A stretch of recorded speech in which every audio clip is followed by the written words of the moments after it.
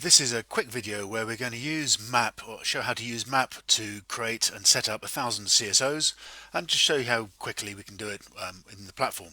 So what we're going to do is basically we're going to look at setting up the initial configuration, then we're going to create 1,000 CSOs in map. Drop in about 10 months data for each CSO, let that import, and then we'll let map do all its calculations. So that's all the rainfall, all the associated calculations, and all the alerts. So this is the base instance of map, which is empty, nothing in there at the moment. This is our core configuration file. This took about 2 hours for us to create today, so I'm not going to go through all the details. It's basically got 1,000 CSOs. You can see it's down at the bottom. We've got 1,000 CSOs, and this is all the configuration file. Basically, what we've done, we've taken one CSO and we're going to be loading it in 1,000 different locations around the country and loading one similar data set. So I'm not going to go into any more detail in that.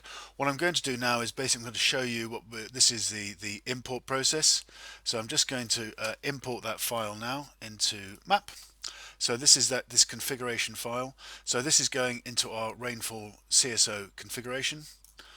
So that's it. That's now loaded. I'll just move this one out of the way. And we can then keep an eye on what happens. So we've now got a CSO directory. The first one's area 1, and you can see that now we're starting to import and create these CSOs. So every time I refresh it, we'll get more and more CSOs. So I'm going to just let that process. So we're at I'm just monitoring the elapsed time. So we're at 18:06 at the moment, and I will come back when this bit is finished. So welcome back. We're 16:21, so we've been going just about 15 minutes, and so you can see now we've got 10 areas basically to be created. Each one of these has now got 100 CSOs. This is the final one, which is area 10. So that's just got 69. So basically we're just at the end of creating the last of the 1,000 CSOs. So if I just go back into area 1, so just double click on that, we've got 79 of those to go. So we've got 21 of those to go. So if I just go back into area 1, remember that this is the configuration file. Each one of them was just a CSO allocated into an area. Each got an individual name. Each has got an individual Latin long, so it's location around the UK, in England and Wales. We've got a calculation start time when it starts calculating, and we've got the aliases that you're going to import into, and all these are dynamic properties. So these are all properties that dictate how this particular CSO will work. So let's just go back in. That's it. So that's it. So that's all now created. So we can say that's stopped at 18:22.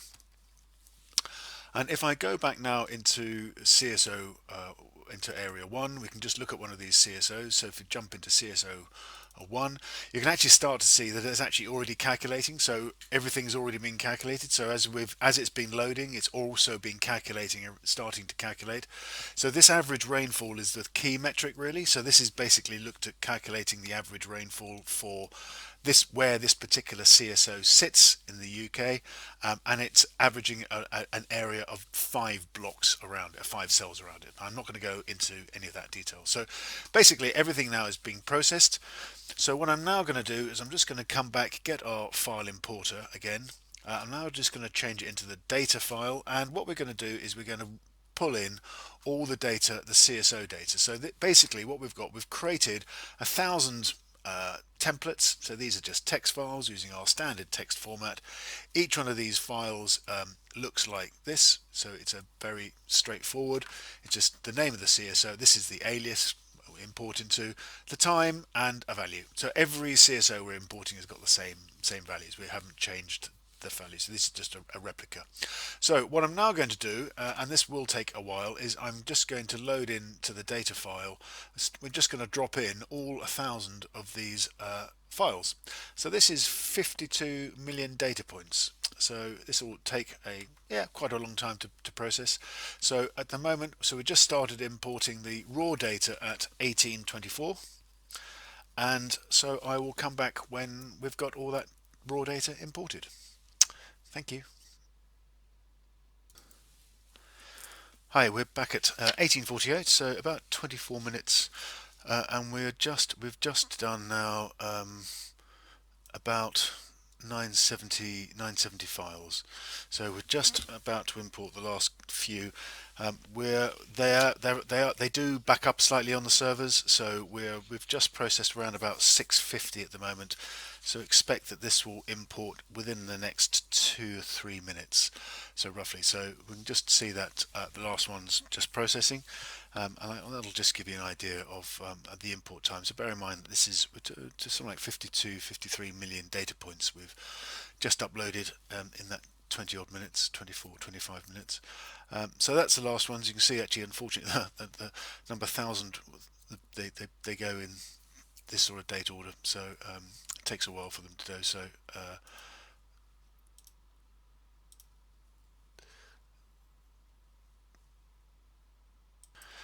Sorry, I just realised actually I just jumped the gun a bit.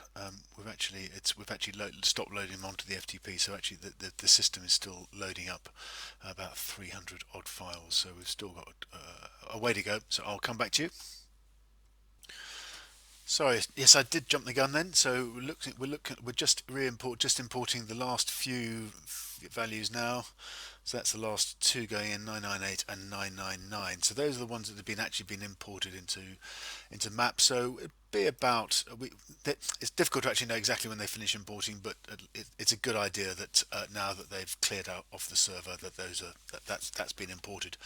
So so if I'm going to put that down as 1901 at the time it's finished importing, so that's just over half an hour, 35 minutes.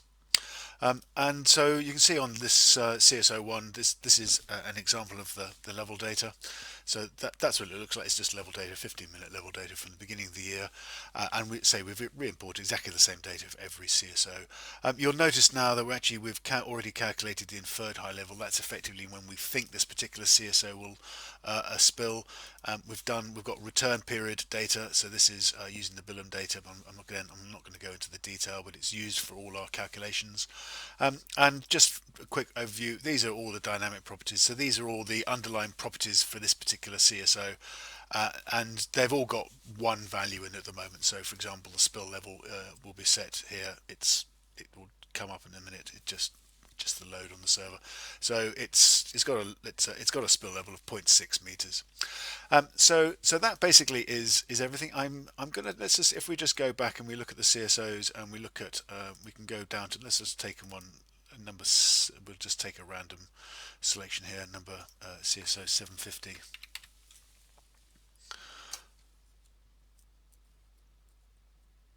Oh, let's take that off and just go and find the CSO. Let's just come back halfway down. Oh, sorry, I was in the wrong number. 650.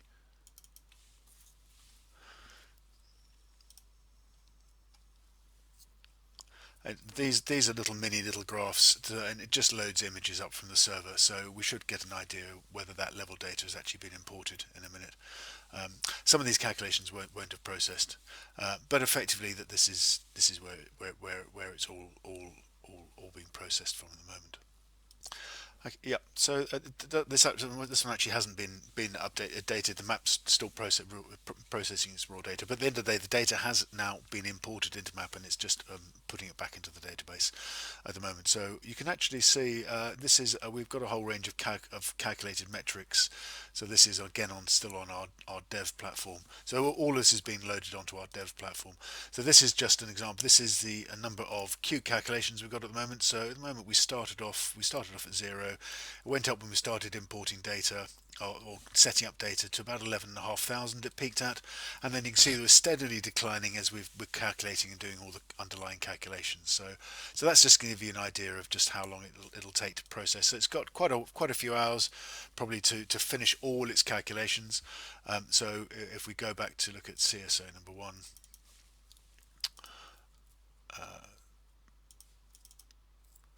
so we've got to calculate all the derived spill values. So this is when we think, based on the level data, when the asset has actually spilt. It'll also be calculating the average dry weather flow level data. So that's quite a complex calculation because it looks back in time to look at processing that data, and it's applying some of our rules learned from machine learning, and then it's got to create all the alarms as well. So what I'm going to do is I'm going to come back. It'll probably be a couple of hours now by the time that this finishes calculating. So I'll come back when we're down on when that queued calculations gets back to zero again. So thanks a lot. So I'm back in the morning. I left it to calculate overnight. So if you just look at the calculation load on this slide, you can see actually that the calculation load, the queued calculations, I left it last night around about here, and then it dropped away overnight, and about 6 o'clock this morning it's gone back to zero. So that's basically everything calculated. So we know now that everything is calculated, all the data's done. So that's taken just about 10 hours to do all the calculations and all the alarms. And so now in this particular CSO1 we can look and see that we've got the derived spills. This is when the actual acid has spilt. So this is when the level data is greater than the spill level, and the spill level is one of these dynamic properties. So these are the properties that we can change. We can change these and add new ones in over time. So we've got it's very easy to update things. And if I go back and look at some of the alerts, let's look at I'm going to go look at 558. So this particular CSO, this is more the actual data. So again, this is the level data, rainfall data, derived spill data, and this is the alarms. And so here we see all these alarms have been calculated. So these are basically looking at wet weather. So we've got normal wet weather, dry weather alerts, amber dry weather alerts. We've got some red ones down here back in May and one in October, and then we've got there's some more underneath, and then there's some blockage. So these are looking at partial blockages. Most of these are all actually looking at average dry weather flow level blockages. So where the rate of change in the average dry weather flow level data has gone to above a certain value. Anyway, we're happy to discuss that if you want to know more. So I think so. In summary, let me just get PowerPoint slide up. What we've done, we've the initial configuration took about 2 hours. Create the CSOs took around about 16 minutes. Now actually we actually know that we've done 50,000 of these on a bigger AWS server, and that took about 19-20 minutes. So it's just this is on our development server, so it's a much slower server. It took 37 minutes to populate with 10 months data, and then it's taken 10 hours to do all the calculations, and that's to get everything running. So basically within a day, a 24-hour period, we can get 1,000 CSOs set up and everything ready, everything calculated, all ready to start processing live data. So we've imported 52 million data points, and we calculate 175. I think actually it might be more like about 350 million. I'm just a question on the alarm calculations, which I just need to check. But hopefully that's been informative. If you need any other information, please give us a call. Thank you. Bye.